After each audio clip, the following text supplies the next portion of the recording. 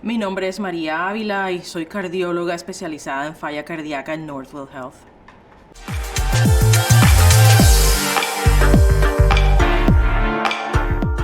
Sí, excelente pregunta. Primero, creo que es importante entender el panorama hispano.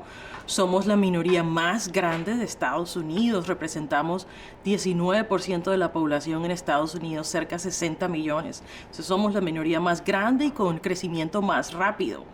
Sin embargo, la enfermedad cardiovascular sigue siendo la causa número uno de muerte en hispanos y en no hispanos. Entonces, eso no cambia en cuanto a las diferentes comunidades. Sí hay algo que se conoce como la paradoja hispana, que quiere decir que nosotros como hispanos tenemos bastantes factores de riesgo. Sin embargo, hubo estudios en el pasado que mostraron que la tasa de mortalidad de enfermedades cardíacas era más baja que en los no hispanos.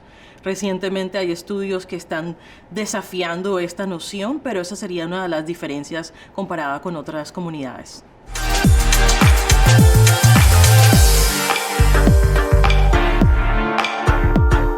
Es una pregunta muy importante porque nosotros los hispanos nos caracterizamos por una carga desproporcionada de factores de riesgo. Sabemos que tenemos prevalencia muy alta de hipertensión. Casi 40% de los hombres hispanos mayores de 20 años sufren de presión alta, igual en las mujeres cerca a 39%. Además tenemos bastante prevalencia de obesidad. Casi 80% de los hispanos adultos sufren de obesidad. Otros factores de riesgo bastante comunes es el colesterol alto y la diabetes. Entonces nosotros, por muchas razones, dieta, cultura, qué tanta actividad hacemos, tenemos una prevalencia alta de estos factores de riesgo que son los que nos van a llevar a sufrir de enfermedades cardiovasculares en el futuro.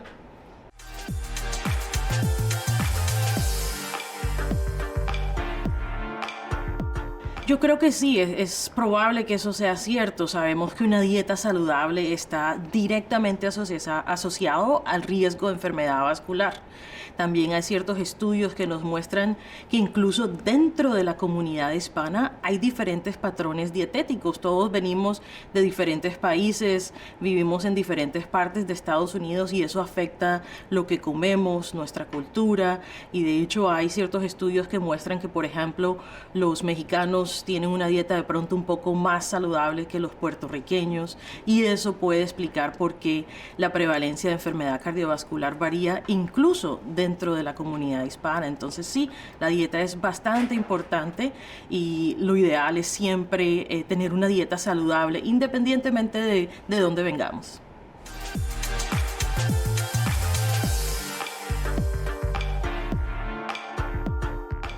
Las enfermedades cardiovasculares tienen síntomas típicos, estos sí no van a cambiar en la comunidad hispana. Es bastante común que los pacientes se quejen de dolor de pecho, falta de aire, a veces fatiga o no pueden realizar actividades físicas que antes era muy fácil de hacer, digamos mareos, náuseas. Esos síntomas en realidad no varían, es lo mismo en los hispanos y en los no hispanos. Es importante recalcar que los síntomas sí son diferentes en las mujeres. Las mujeres presentamos síntomas atípicos, entonces no es el típico dolor agudo en el pecho. A veces sentimos simplemente náuseas, vómitos, sudoración, síntomas que digamos a los médicos no les van a hacer pensar en enfermedad cardíaca desde el principio. Entonces siempre hay que tener cuenta que las mujeres vamos a tener síntomas atípicos y eso sigue siendo lo mismo en las mujeres hispanas.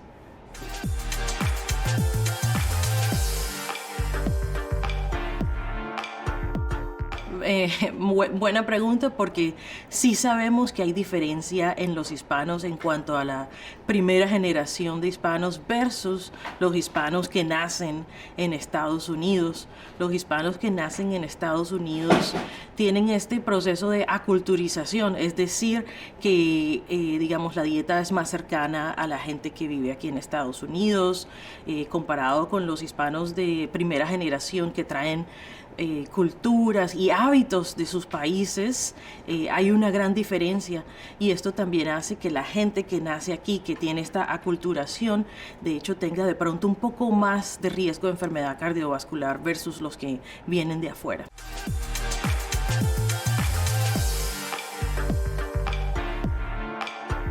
Una pregunta difícil para un cardiólogo, porque yo creo que es difícil escoger, creo que todos son importantes. Sin embargo, enfocándonos en la comunidad hispana, creo que vale la pena hablar de presión alta, porque la prevalencia de hipertensión arterial o presión alta en nuestra comunidad es extremadamente alta.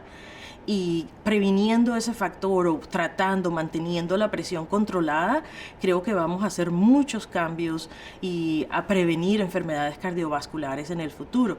Sin embargo, creo que más que enfocarse en un factor de riesgo, el enfoque debe ser en tomar las riendas de nuestra salud, en intentar prevenir todo, intentar saber cada vez que vayan al médico cuál es mi presión arterial, cuál es mi nivel de colesterol, cómo está mi nivel de azúcar, qué puedo hacer para prevenir ser diabético, para mantener mi presión alta. Lo que tenemos que enfocarnos es en tomar las riendas de nuestra salud y así afectar todos los factores de riesgo, y eso nos puede ayudar a tener una vida más prolongada y saludable.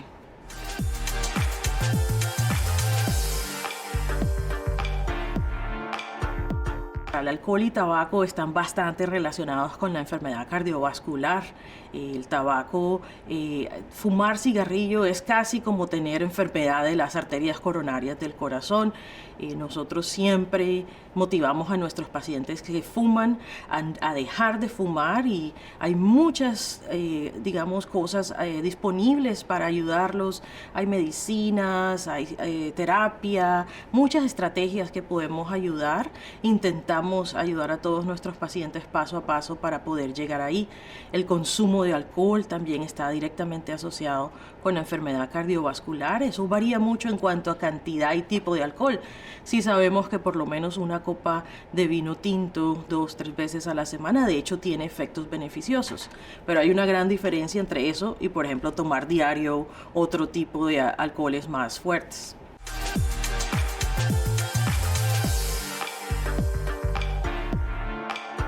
Desafortunadamente hay muchos, y podemos hablar de los más comunes.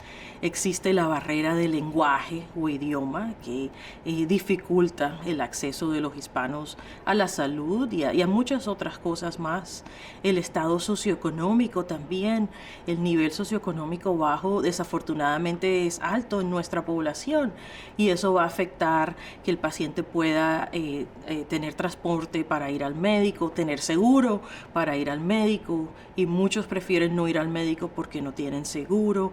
Hay barreras de cultura también, digamos, la cultura hispana es muy diferente a otras culturas, y siempre los pacientes hispanos tienden a buscar médicos hispanos porque saben que por lo menos evitan en ese momento la barrera del lenguaje, la barrera de la cultura, y se sienten más cómodos y pueden expresarse, digamos, más libremente.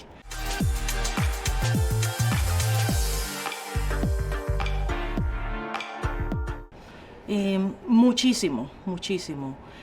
Hay, digamos, como hablé antes, la población hispana es la minoría más grande de Estados Unidos. Y desafortunadamente, entre ese grupo de casi 60 millones de personas, hay una gran proporción que no tienen acceso a seguro.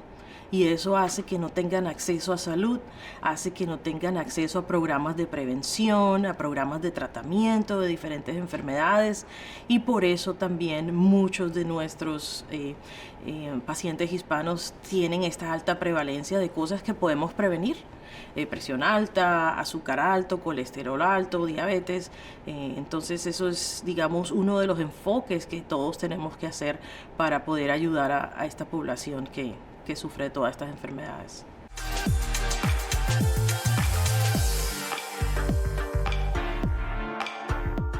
En Northwell nosotros nos enfocamos bastante en minorías y encontramos diferentes estrategias. Nosotros sabemos que tenemos traductores simultáneos todos los días a cualquier hora para por lo menos evitar la barrera del lenguaje.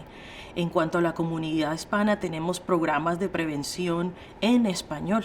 O sea, usamos mucho la alfabetización. Queremos que toda la información que está disponible para prevenir enfermedades y tratar enfermedades no solo esté en inglés, pero esté en otros idiomas como lo es en español.